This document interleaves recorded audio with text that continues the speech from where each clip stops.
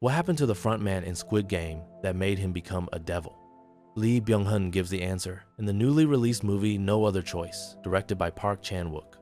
In the movie, Lee Byung-hun plays Man-soo, a hard-working paper industry expert who has worked diligently for 25 years, climbing to the position of production line manager, but was ultimately laid off. Driven by an obsession with getting the job, he resorted to any means necessary to reclaim it. His thinking was that if he shot all potential competitors stronger than him, as well as the current person in that position, the job would surely be his. So he began planning, preparing, and executing, going from novice to expert. He ultimately succeeded in eliminating all competitors according to his plan and finally got the job he wanted. This feels similar to the Lee Byung-hun storyline in Squid Game. He plays the front man who is initially just an ordinary person with nowhere to turn. He becomes the final winner by taking all the other competitors' lives in the game, and is later chosen to take over as the highest leader among the game's enforcers. Lee Byung-hun won the game by being given a knife and using a despicable cheating method to eliminate all the other players the night before the final match. In both stories, Lee Byung-hun plays a character who will stop at nothing to achieve his goals. He will eliminate other competitors without hesitation for his own survival, whether in terms of work or life, and then give himself an excuse: no other choice. However, their so-called goals are actually traps designed by the capitalist world. In Squid Game, Lee Byung-hun cheated by using a knife provided by higher-ups to eliminate other players. This was a scheme orchestrated by the higher-ups to filter out those who absolutely believed in the logic of zero-sum game, who thought their destiny lay in defeating everyone in the competition at the bottom to achieve so-called success. This is merely a test of obedience by higher-ups. They need to select the most capable person who is resolutely obedient, devoid of humanity and moral principles. Only such a person will be loyal enough to serve higher-ups and act as their executor. Similarly, in No Other Choice, Man-soo is intensely attached to the job the capitalist provides, tightly binding his own value to it. He considers his job more important than life itself, and is willing to destroy other competitors to win in the competition. However, the capitalist never respects him, treating him from beginning to end as a tool that can be discarded at any time. Man-soo is loyal, while the capitalist is ruthless and heartless. On the surface, frontman and Man-soo achieve success. However, from another perspective, their lives were complete failures. They would forever live under the control of others, losing their dignity and personality as human beings, and could be dismissed at any time. Man-soo seems to regain his job and family in the end, but in reality, he had already caused his family and soul to be shattered. In real life, you sacrifice your health, relationships, rest, and hobbies, valuing a job more than your life. However, to capitalists, you are merely a puppet, as insignificant as your job. They used a carefully designed scam to brainwash you and lure you into their narrative framework. When they no longer want you, they can easily destroy your life and your self-esteem. After you compete ruthlessly, in the end, you might get the job. But in the era of automation and AI, how long can you stay in that position? You defeat all your competitors, only to find that the strongest competitor is the machine. Can you defeat the machine? Many people don't understand who the real enemy is. It's not your competitors, nor AI machines, but the profit-driven capitalism that has always been ruthless. It is this system that treats workers as less than human, squeezing their value to the maximum extent, disregarding their dignity and rights, and kicking them aside without hesitation when they have no value.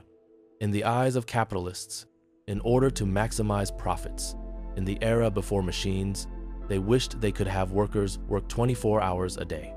After the advent of automated machines, they immediately laid off most of them, leaving only a small number of people to operate the machines.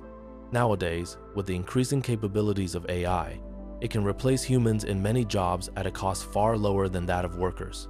Therefore, capitalists have once again taken away human jobs from many industries. Man-soo has been constantly brainwashing himself by emphasizing no other choice, reinforcing the legitimacy of his actions. However, when faced with the exploitation of workers' rights by capitalism, do we have no choice but to hurt our peers just for serving capitalists? In reality, in South Korea, a human rights activist has demonstrated another choice. This is also the real events that inspired the director of Squid Game to create the series. SsangYong Motor is a long-established South Korean automobile brand that was highly popular in the SUV market in last century for its excellent four-wheel drive technology.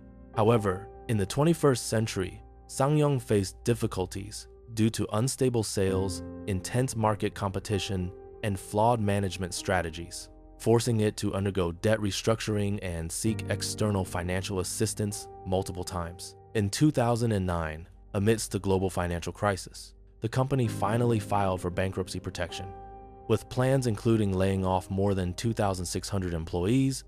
The company claimed it had no other choice to save the company. However, investigations years later revealed otherwise. The company exaggerated its losses when justifying the layoffs, including underreporting expected sales revenue for new models and reducing the book value of sales revenue for older models to create the illusion of losses. The laid-off SsangYong Motor's workers unanimously believed it was an illegal and violent layoff, possibly involving collusion between government officials and businesses. Their livelihoods were insecure, leading to many broken families and even took their own lives due to layoff. Therefore, on the 22nd of May 2009, workers who were dissatisfied with the layoffs occupied the factory and initiated protests at the company's factory in Pyeongtaek, Gyeonggi Province. Then the workers used homemade slingshots, sticks, to resist attacks from factory security and police. The workers only demanded the cancellation of the mass layoffs. The company insisted on its restructuring plan, refused to compromise with the workers, and continued to pressure them, including cutting off their food and water supplies. The two sides remained deadlocked. During this strike, one person bravely stood up to lead the workers, Han Sang-gyun, chairman of the SsangYong Motor Workers Union. He spoke out on behalf of the workers, publicly stating that the major shareholder had failed to fulfill its commitments and had not guaranteed the employees' future, demanding that it take responsibility. Therefore, he resolutely defended the workers' demands and organized the occupation of the factory to protest the injustice. In a recent interview, when asked why he organized the factory occupation protest, he said, "I think the government chose SsangYong Motors as a test case for violating workers' rights. Many workers paid a heavy price in the struggle, but if this struggle fails, all workers in Korean society will become slaves to the freedom of firing off. This sacrifice is painful, but this issue cannot be avoided, nor can it be weighed in any other way." As time went on, tensions escalated. Finally, on the 5th of August 2009, the factory occupation, which had lasted for approximately 77 days, ended violently. South Korean police deployed about 400 to 500 officers, along with special forces, and used helicopters, water cannons, and riot control equipment. In a vertical assault on the factory, some officers were repelled from helicopters to the top of the occupied buildings, while others used shields and high-pressure water cannons to breach the gates. Ultimately, the workers' defenses were broken through by the violent clearing, and the occupying workers were removed and registered. The workers were forced to compromise with the company, accepting that 48% would be placed on furlough without pay, with the possibility of reinstatement when the company's situation improved. The remaining 52% accepted dismissal or reassignment. Following the strike, Han Sang-gyun was arrested. Police and the courts filed charges against him for obstructing business and violent conflict. He was ultimately sentenced to 3 years in prison. During this period, the lives of the workers involved in the conflict descended into darkness. They were subsequently blacklisted by the industry, no company would hire them, and many were elderly and unable to find work, forced to rely on odd jobs to survive. Some families were torn apart, and some suffered from depression after experiencing police violence. The incident ultimately resulted in approximately 30 people losing their lives. In 2012, after Han Sang-gyun was released from prison, he felt immense oppression and anger at being deceived because the company had failed to fulfill its promises, leaving many workers in dire straits. Instead of remaining silent, he decided to take a more extreme and attention-grabbing approach to remind society, shock the public, and seek justice. He climbed a high-voltage transmission tower, which is approximately 164 feet high, where he conducted a sit-in hunger protest. This struggle lasted 171 days. Following this, Han's influence expanded rapidly, and he gained immense prestige among the working class. In December 2014, he was elected as the leader of Korean Confederation of Trade Unions. After taking office, he organized numerous strikes and protests against the Park Geun-hye administration's corruption and oppression of workers. From April to May 2015, he organized several protests related to the sinking of MV Sewol, and in November, he organized a peaceful people's rally. Police subsequently combined these two actions, arresting and indicting him on charges of inciting violence and anti-government sentiment. The Seoul Central District Court sentenced him to 5 years in prison on these charges.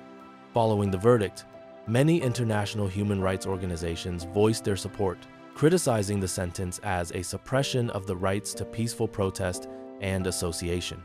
He was ultimately released in 2018 after serving approximately 2 years and 5 months. After his release from prison, he remained active on the front lines of the labor rights struggle.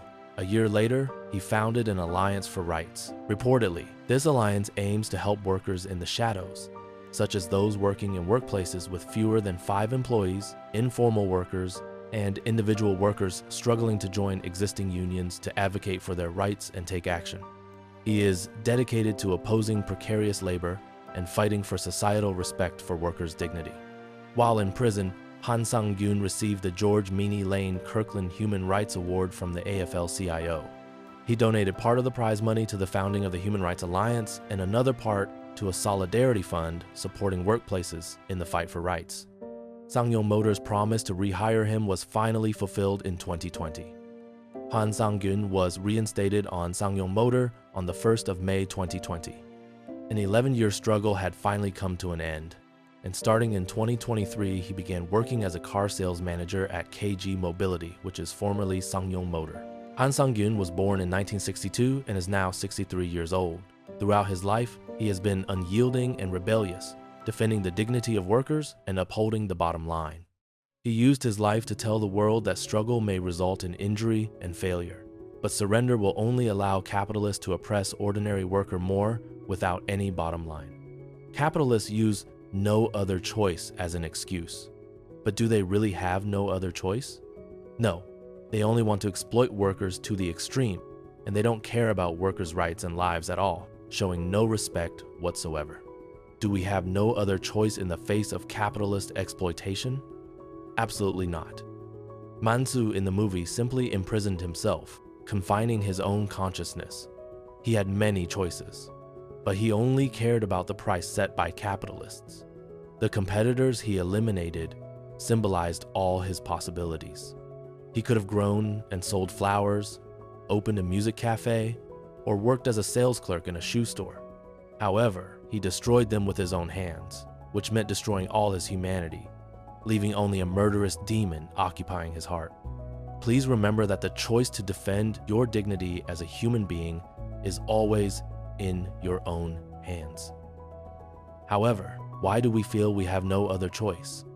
The reason is not our fault. It is the result of the combined effects of the capitalist system and the weaknesses of human nature. First, the capitalist system's elaborate deception has fooled us. Capitalism presents ordinary people with a lavish and glamorous lifestyle, telling them that hard work will bring it all. It uses consumerism to stimulate the human desire for comparison, constantly escalating materialism, making you buy things you don't need, and dreaming of a similar luxurious life, thus forcing you to work even harder for them. However, the truth is, firstly, no matter how hard you work or how much value you create, they always take the lion's share. Secondly, no one actually lives the perfect life constructed by capitalism. Everyone is anxious, doubtful, and unhappy. Ironically, everyone imagines others living that perfect life and uses this fantasy to continuously oppress and brainwash themselves, dreaming of this non-existent happy life. In endless comparison, precious time is filled with anxiety. Besides, people may willingly submit to powerful entities they admire, even feeling pride and gaining a sense of value from it. For example, They might willingly submit to a highly competitive company or a dazzlingly influential person, feeling their worth recognized under the control of a powerful other. This might initially provide quick and substantial satisfaction, but the key issue is its unsustainability.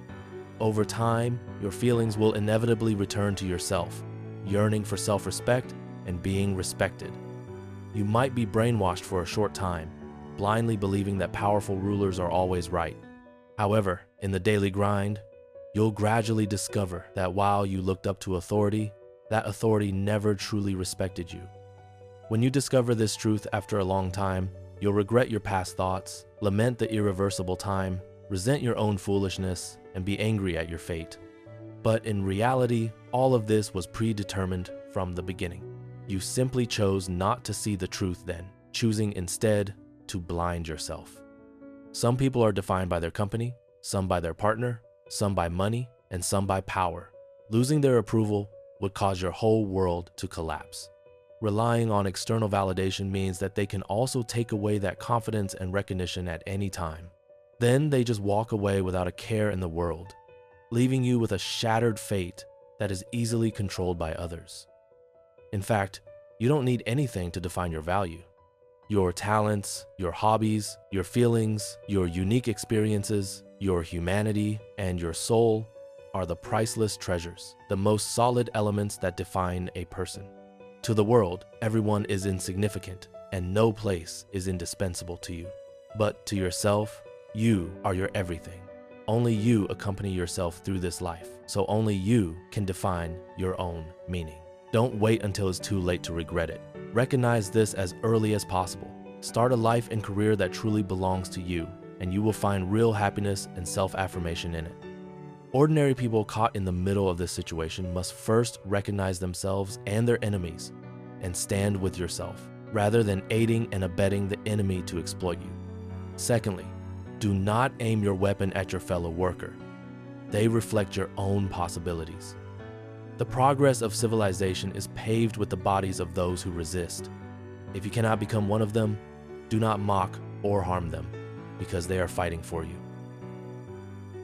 What's your opinion? Please drop a comment and share your story. If you enjoyed this video, don't forget to like, comment, and subscribe. I'm Terry, revealing one truth after another. See you in the next video.